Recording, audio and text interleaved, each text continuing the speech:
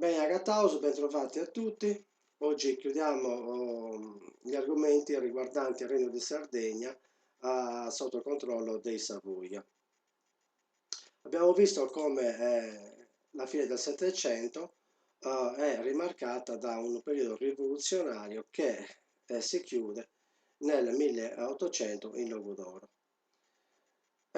Potremmo dire che i nobili feudatari avevano vinto, ma le cose per i piemontesi erano malmesse, in quanto i francesi si trovavano a Torino e Savoia, di conseguenza erano dovuti scappare a Cagliari nel marzo del 1799. Infatti, il 3 marzo esattamente, l'anno citato precedentemente, quando Carlo Emanuele IV di Savoia era arrivato a Cagliari con, potremmo dire in saldo, con una trumma, con un'equipe di subalterni, i sardi gli avevano rifatto giuramento e rifiutato le richieste presentate precedentemente, ovvero le 5 domande. Rimarchiamo che l'arrivo dei reali era stata una disgrazia in quanto avevano causato maggiori sofferenze ai sardi, i quali avevano visto aumentare i tributi che servivano soprattutto per sfamare questi nullafacenti, al punto che la banca sarda stava fallendo. Per di più, le annate erano scarsissime e il fatto di essere distanti dalla terraferma causava maggiori lamentele popolari. Il 2 maggio del 1814 la corte aveva lasciato la Sardegna e l'isola era sempre più povera, arretrata nel mondo agricolo e pastorale e in tutta la sua economia. Potremmo dire che di questo male veniva ritenuto responsabile il sistema feudale, oramai fuori dai tempi escluso in terra sarda. In verità, i piemontesi con Carlo Felice avevano messo mano alle riforme. Infatti, nel 1804 aveva preso vita la Reale Società Agraria ed Economica di Cagliari, la quale aveva messo in atto iniziative per migliorare il mondo dell'agricoltura Duncas de Sal Laurera, inserendo nuove tecniche. Per di più, aveva stimolato i dialoghi tra la borghesia agraria, gli studiosi e i grandi proprietari, i quali avevano sposato le teorie per favorire la chiusura delle terre, tutelare e promuovere la pastorizia, in modo tale da arrivare alla proprietà perfetta. Dopo qualche anno, nel 1806, Carlo Felice aveva emanato l'Editto dell'Ulivo, in cui venivano stimolati i proprietari dei terreni aperti a chiuderli con alberi di olivi, mentre quelli che avevano zone a olivastro erano obbligati a chiuderle per doverci innestare olivi e se così non fosse stato avrebbero perso il diritto di proprietà. Per di più, ai proprietari che impiantavano o innestavano ulivi veniva riconosciuto il titolo di nobili, i famosissimi nobili dell'ulivo. E quando facciamo delle ricerche attinenti alla nobiltà presente in Sardegna, spesso quando si arriva all'Ottocento ci si ferma all'albero, l'albero nobile, in quanto diversi nobili presenti in Sardegna appunto avevano ricevuto il titolo grazie all'ulivo, al sacro ulivo. Nel 1812 c'era stata la congiura di Balabanda a Cagliari, dove i liberali, guidati dall'avvocato Cadeddu, avevano tentato di ribellarsi al viceré in quanto non ne potevano più della fame e delle infinite tasse, ormai stava arrivando alla povertà totale. E in questo contesto storico i piemontesi pensavano di far chiudere le terre feudali e demaniali, le quali venivano utilizzate per gli usi comunitari in modo da giungere alla proprietà privata. Questa proprietà privata era ritenuta capace di far crescere un'agricoltura ricca e produttiva. Infatti il 6 ottobre del 1820 veniva emanato l'Editto delle Chiudende, il quale permetteva ai proprietari e ai comuni, testuali parole, scusate,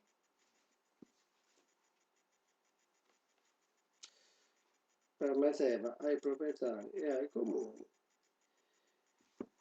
di chiudere a seppe, a muro o a val di fossa qualunque suo terreno non soggetto a servitù di pascolo, di passaggio, di fontana o abbeveratorio. Dunque, liberando i terreni privati dall'uso comunitario e autorizzando i padroni ad ogni tipo di coltivazione. In questo modo nasceva la proprietà perfetta.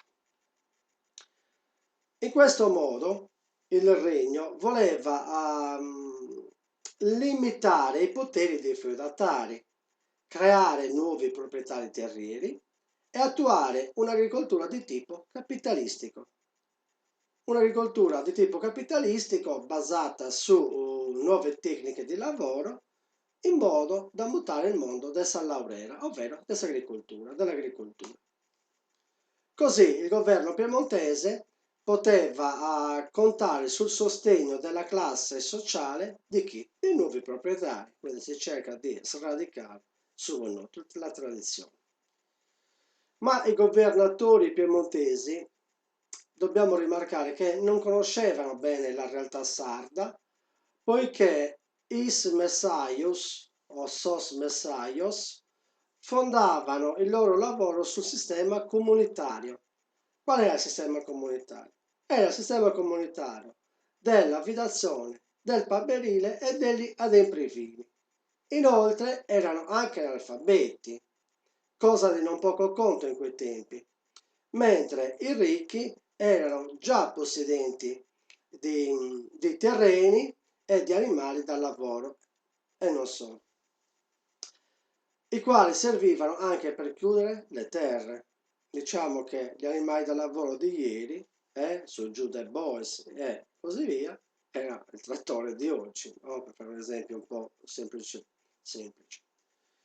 Ulteriormente avevano il potere politico e amministrativo, oltre l'arroganza verbale e fisica, che usavano per ottenere i loro benefici. A questo punto possiamo vedere una carta di Tommaso Napoli del 1811 presente nel testo. Non si vede tanto bene, questa ci rappresenta la Sardegna nel 1811, questa carta.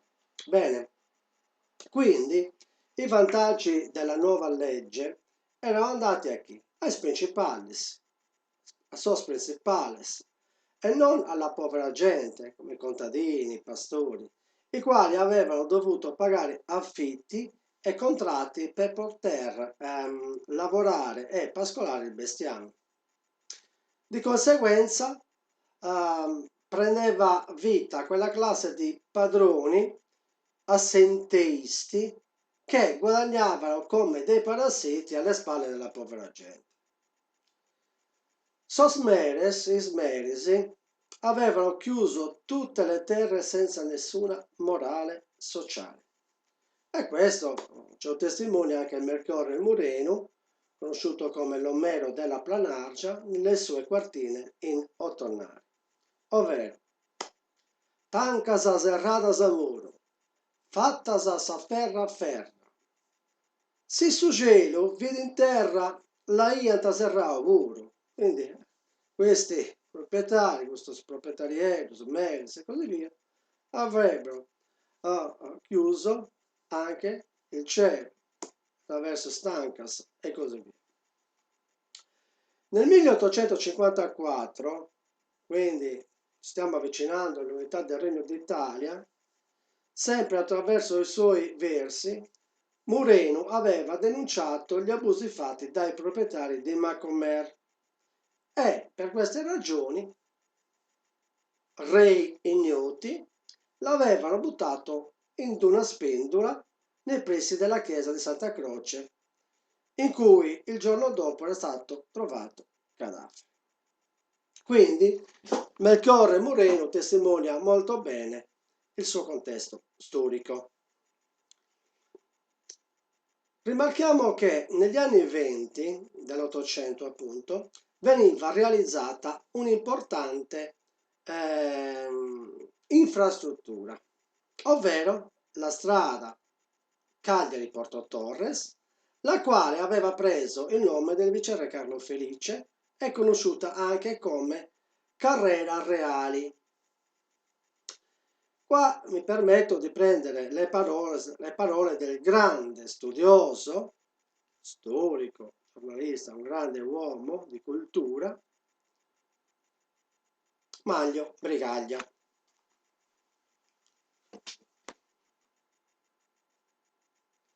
Pagina 70 del mio testo.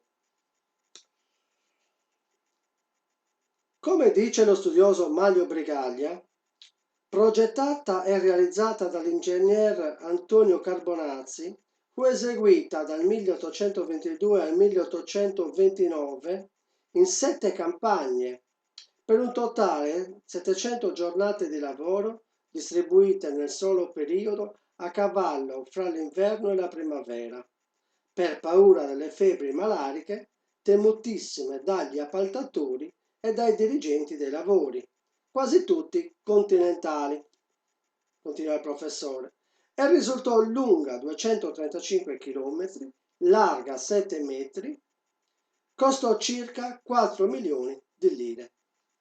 E quindi il professore ci dà una visione molto chiara della messa in atto della quella che noi conosciamo come la statale 131, da Carlo Felice e così via. Potremmo dire che in questo periodo, legato un po' alle riforme, a partire dal 1837 abbiamo anche subostali, il Corriere, l'autobus, che per la prima volta e con regolarità faceva il vai e vieni Cagliari-Sassari 2 volte a settimana. Un'altra riforma che a me ha colpito assai, dal punto di vista umanistico, avviene nel 1820 quando veniva eliminata la legge sulla tortura. Quindi diciamo che è una riforma dal punto di vista umanista illuminata, la quale presenta anche una forma di visione, di una nuova visione, nonostante ci fosse un potere, diciamo, rimarcato dal punto di vista verticale. Nel 1827, con le leggi civili e criminali per il Regno di Sardegna, sempre firmate da Carlo Felice, conosciute con le leggi feliciane, venivano messe le fondamenta per una nuova legislazione, la quale metteva fine a che cosa? Alla famosa, gloriosa Carta de Logu Arbonense.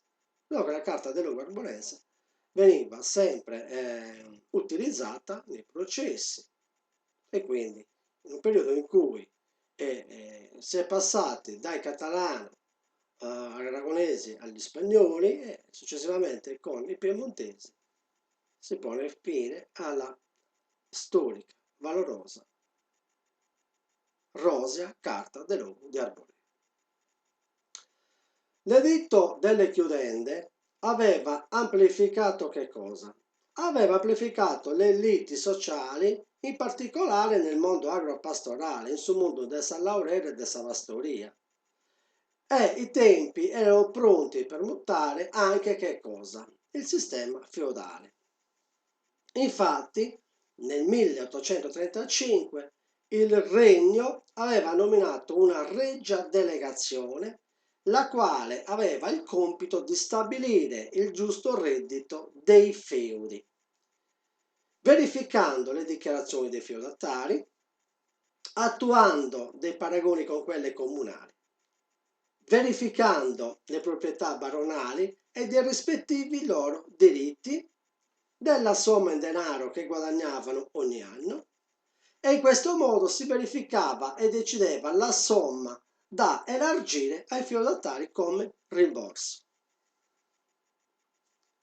Bisogna evidenziare che la somma in denaro da assegnare al feudatario, cosa di non poco conto, veniva decisa in Torino, nel Supremo Consiglio di Sardegna, in cui molti funzionari erano piemontesi apparentati con chi? Con i feudatari presenti in Sardegna.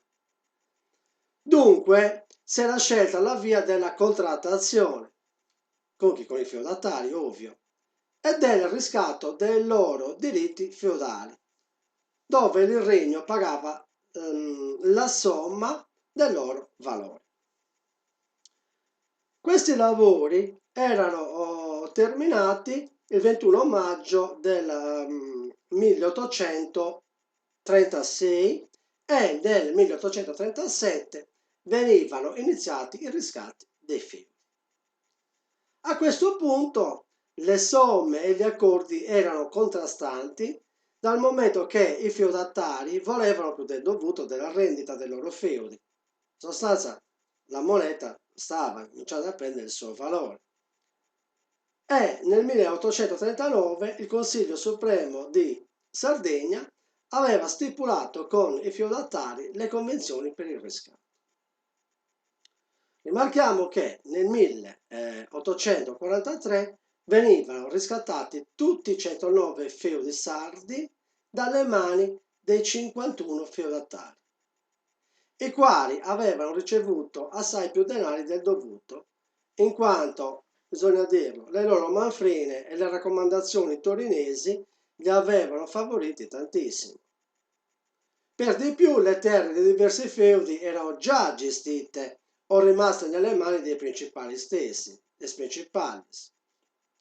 In conclusione, il riscatto era rimasto dove? Sulle spalle delle comunità che avevano visto aumentare immensamente che cosa? Le tasse, e quindi i poveri erano sempre più poveri e i ricchi sempre più ricchi. Per equiparare la legislazione piemontese con la sarda, nel 1840 veniva abbandonato il protezionismo doganale e 2 anni successivamente, ovvero nel 1842, veniva introdotto un nuovo regime monetario. E ancora a distanza di 2 anni, nel 1844, veniva messo in essere il sistema metrico decimale e dato vita al catasto. Quindi tutte queste potevo chiamarle novità ottocentesche, non avevano tenuto conto della situazione contestuale dei sardi, mettendo fine e mutando la tradizione economica, sociale, strutturale, giuridica, ambientale della terra nostra. Non dite affatto conto. In questo contesto storico, la borghesia agraria e mercantile e il mondo accademico erano guidati dai liberali, i quali volevano fondere l'istituzione sarda con quella continentale. Questa filosofia politica era presente anche in letterati come Vittorio Angios, come Giorgio Asproni, Pasquale Tola, Bista, Giambattista Tuveri e anche altri, i quali pensavano che in questo modo la Sardegna avrebbe avuto dei vantaggi. E qua potremmo dire vantaggi collettivi o vantaggi personali, o vantaggi collettivi e vantaggi personali. A questo punto, il 29 di novembre del 1847, dopo che gli stamenti avevano chiesto a Carlo Alberto la fusione perfetta della Sardegna con gli stati continentali di terraferma, l'isola perdeva la sua autonomia legislativa, la sua magistratura, il suo Parlamento e gli stamenti morivano mettendo fine al regno di Sardegna autonomo, al nostro regno in cui è presente l'autonomia. Quindi abbiamo concluso questo viaggio attinente al regno di Sardegna nelle mani di Savoia e Vi do appuntamento alla prossima lezione, ricordandovi sempre di tutelare, promuovere e valorizzare la lingua e la storia sociale di Sardegna in ogni suo aspetto. In buon'ora, alla prossima!